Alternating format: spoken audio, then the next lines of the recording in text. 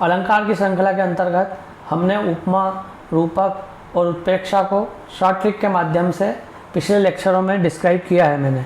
आज हम अनुप्रास अलंकार के बारे में, शॉर्ट ट्रिक के बारे में मैं बताऊंगा। मैं हूं सत्येंद्र सिंह राठौर, परफेक्शन पीएससी अकादमी में आपका स्वागत है। तो देखिए किस प्रकार अनुप्रास अलंकार को पहचाना जाता है। तो जिस प्रकार अनुप्रास अलंकार जो होता है उसकी पहचान ये है कि उसमें वर्णों की आवृत्ति होती है। बस वर्णों की क्या होगी, आपकी आवृत्ति होगी, अर्थात वर्ण जो है वो क्या होगा, रिपीट होगा। शब्द की बात नहीं हो रही है, वर्ण की हो रही है, अर्थात एक अक्षर की बात हो रही है, एक वर्ण की बात हो रही है।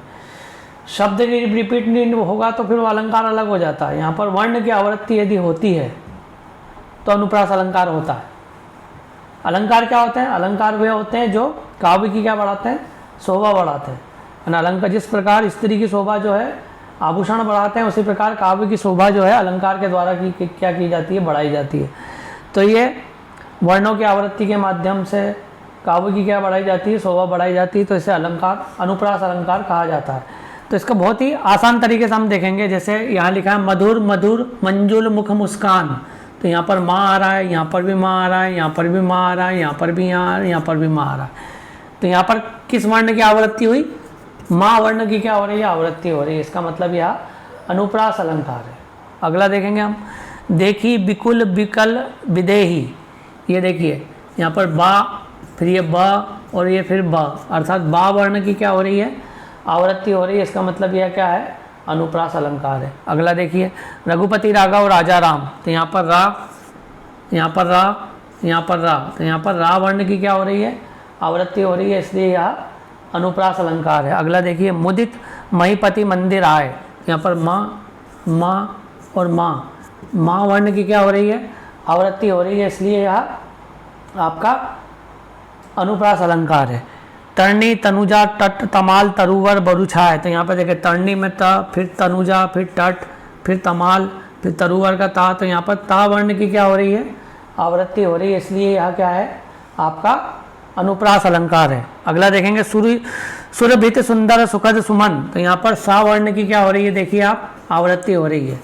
तो यहाँ पर सा वर्ण की आकर आवृत्ति हो रही है, इसलिए यहाँ पर यह अनुप्रास अलंकार है। बहुत ही आसान है।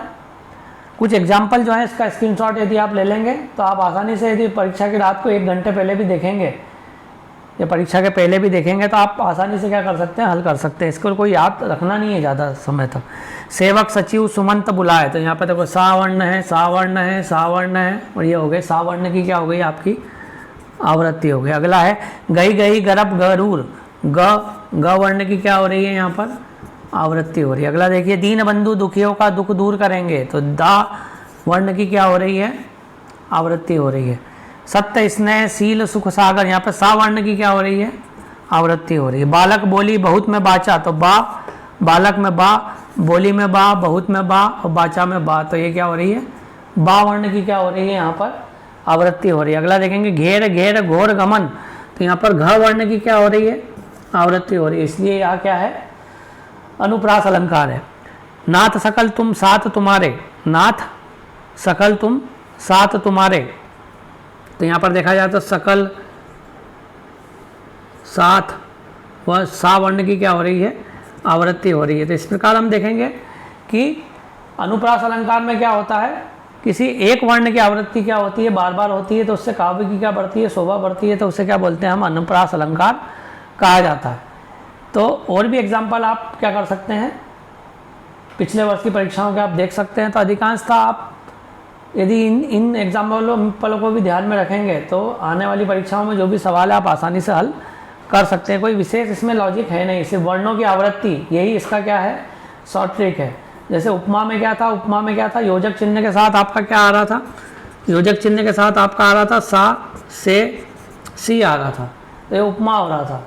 रूपक में क्या आ रहा था आपका, रूपक में जो आ रहा था आपका योजक चिन्ह आ रहा था रूपक में, और उत्प्रेक्षा में क्या आ रहा था, मन मन मनहु, मन हो रहा था, मनहु हो रहा था या मानो आ रहा था, और यहाँ पर जन जनु या जानो आ रहा था या ज्यों ही, इस तरीके से क्या आ रहा था, उत्प्रेक्षा में आ रहा था। और ये अनुप्रास में क्या होती है, वर्णों की आवृत्ति होती है। तो इस प्रकार बहुत ही शॉर्ट ट्रिक के माध्यम से हम क्या करेंगे, सभी अलंकारों को आसानी से हल करेंगे। तो ये था आज का हमारा लेक्चर। धन्यवाद, जय हिंद।